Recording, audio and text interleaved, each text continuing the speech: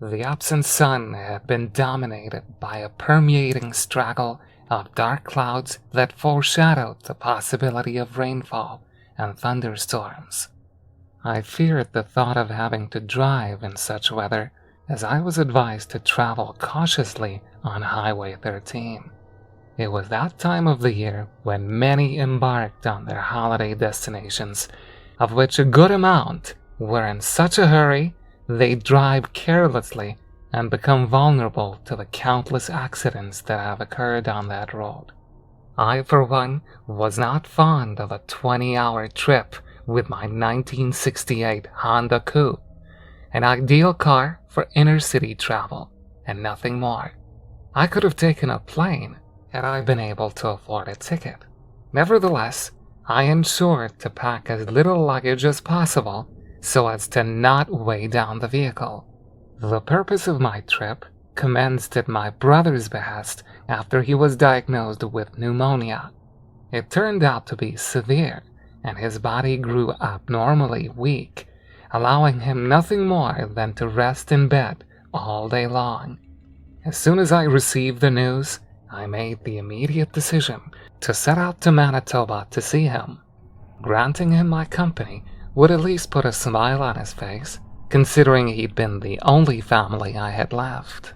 As was typical of his introverted personality, he expressed great enthusiasm for the countryside, and hence took the liberty to continue his life within the panoramic plains of sprawling green meadows and farmland pastures. He required nothing more than his beloved cottage and front porch. That was his defined life in paradise. The highway ran alongside the sweeping yellow grasslands of rural Saskatchewan, which, in my opinion, would have made for a more vibrant atmosphere under blissful sunshine. Alas, the lively skies were dimmed by restless gray clouds, abstracting the exuberant colors of nature.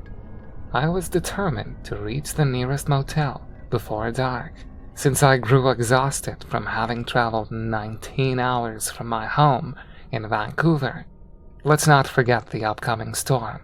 I found it most inconvenient for the weather to change so suddenly, having merely reached the halfway point of my trip. Aside from my ever-growing weariness, my stomach began to gurgle. Thankfully, I had made sure to prepare enough sandwiches for the journey.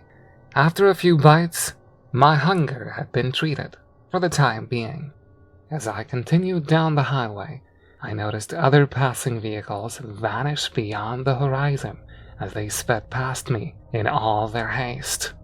As much as I wanted to reach the next town before nightfall, I figured the best thing to do was to remain calm. After all, it wasn't as if my brother was all by himself. He'd arranged for a nurse to act as a personal caretaker for the meantime until I'd arrive. This broadened my time frame in getting there at my own pace, hence I didn't need to worry. My surroundings of grassy fields had passed into a barren, gritty landscape of rather lifeless wasteland. Not only did the weather seem dull and depressing, but likewise the environment gave off an isolating feeling of emptiness. Not a single plant or tree in sight, and strangely, no sign of a house, building, farm, or any other civil presence of any kind.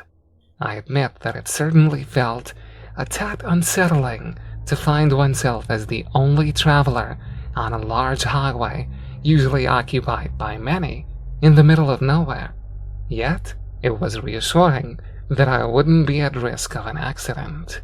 I could feel the muscles in my body slowly succumb to exhaustion. This didn't prevent me from forcing myself to stay focused whilst keeping my eyes locked on the endless road ahead. In the midst of advancing at a steady speed, my peripheral vision caught a quick glance at something odd. It appeared in the form of a contorted oblong shape. Its black shade conformed to the equally colorless, dusty desert. What puzzled me was how it looked as if it somehow bulged out of the ground, coincidentally at the exact moment as I passed it. Whatever it might have been, I cared too little to ponder over it. I maintained my concentration and witnessed the first few drops of rain patter against the windshield. Within a matter of minutes, the rain intensified and rinsed the dust off my windows. The soaking wet road became slippery, and thus I had to slow down.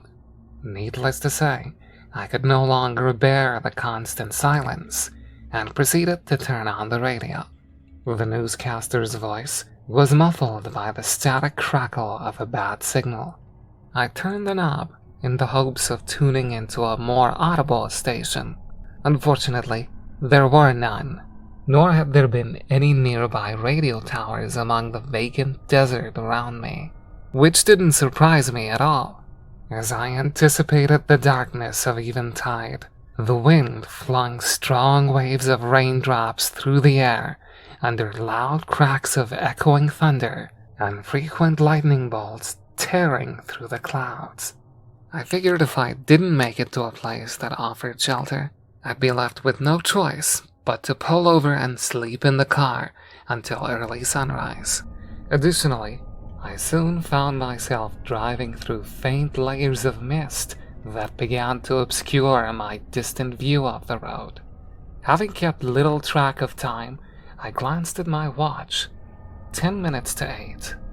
I found it most unusual that it took an abnormally long time for the daylight to fade. Nevertheless, I maintained my confidence to travel as far as I possibly could before engaging in a well-deserved resting period. The coat of mist began to clear outward as I ripped through. I was able to see my surroundings again. To no expectation, I passed something amidst the desolate terrain that appeared to protrude from beneath the ground, exactly like what I had spotted earlier, only larger in size. I recognized its obscure shape and could make out what looked like a tree's naked branches, except for the fact that it resembled a solid structure of sorts with symmetrically jagged edges. As if my bewilderment hadn't led me to question my whereabouts, I found myself passing more of them, each one jutting upwards as I laid my perplexed eyes upon them. This began to agitate me, since I was sure to have been heading in the right direction. My weariness increased over time. I'd been yawning more often than before. Perhaps I was only seeing things that weren't there due to my brain's desperation for sleep. That was when I decided to park off the road, which would just as well grant me the opportunity to examine those bizarre objects that spread in a vast multitude throughout the landscape. What I was about to discover next sent a frantic shiver through my veins. As I tapped the brake pedal, it somehow didn't slow down the car, even when my foot applied more pressure. There was no decrease in speed. Clueless as to what else I could do, I lifted my feet off the pedals. This attempt was followed by what I can simply describe as incomprehensible. All of a sudden, the car began to accelerate. It got to a point where it reached a speed that I would never dare to drive at. I let out a loud gasp when the gear lever shifted itself higher. In a rapid maneuver, the steering wheel jerked itself, leading me to instantly release my grip. As preposterous as it may sound, I got the impression that my coupe was somehow alive. Paralyzed with fear, I sat with my trembling hands raised above my shoulders as if I'd been held at gunpoint. My heart throbbed at a rising rate. I hadn't the faintest clue what was happening to me or where I'd ended up. Everything appeared to take an unnatural toll the further I traveled down that highway. How could I have ended up in such a foreboding place? I knew for certain that I remained on the very same road since Vancouver, Was I dreaming? Did I fall asleep behind the wheel? Unlikely so. I may have felt worn out, yet I forced myself to stay wide awake. It was undoubtedly real, all of it. It was as if my surroundings somehow conspired against me. My mind could not remotely predict the possibilities of what was yet to come. The knot in my stomach tightened the more I tried to fight it. In my attempt of pulling the handbrake, it seemed to have been stuck. There was no way of stopping the car. It didn't let me. I needed to get out before it would reach its maximum speed. In all my panic, I violently tugged at the door handle as I expected to unlock it. How foolish of me. It wouldn't let me out, nor was I able to open my window. No matter what I tried, it resisted my need to escape. I could no longer ponder over what was happening, or why. I didn't care how my car suddenly developed a mind of its own. I needed to fight my way out. There was only one thing left to do: smash the window and climb out. To my dismay, propelling my elbow against the glass felt as if I knocked it against a concrete wall. I grunted loudly at the painful impact of obtaining a bruise, or possibly a broken bone. It was then that I realized there was nothing I could do. The car picked up an alarming speed and continued to race along the never-ending road. It left me no choice but to sit in my seat and hope for the fuel tank to run empty.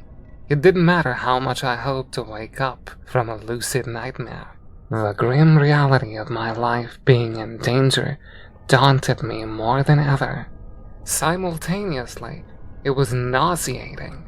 The series of unexplainable mishaps continued as the car bolted at the speed of a bullet, while my surroundings began to blur out of vision. The only thing that my eyes could vaguely capture was an odd, humongous shadow materializing amidst the overwhelming clouds. My nerves shivered at the anticipation that time had come to a halt. My wristwatch revealed it to be still 10 minutes to 8, after nearly half an hour's struggle of facing an unknown force. To no surprise, the sky remained as gray as it had been the entire time. The corner of my eye captured what I can merely describe as a valley of those strange structures as they'd grown into a monumental size, dominating the distant horizon further than I could see. Needless to say, I had been to Saskatchewan before. Never have I witnessed something so otherworldly. My clueless mind could simply deduce that I may have been trapped and bound within a formidable void of some sort. Whether everything would return to normal, or whether I'd safely reach my destination, was uncertain. My hands tightly clasped the seatbelt over my chest as the car continued to speed onwards. The highway remained a perfectly straight line, not a single curve or crossing.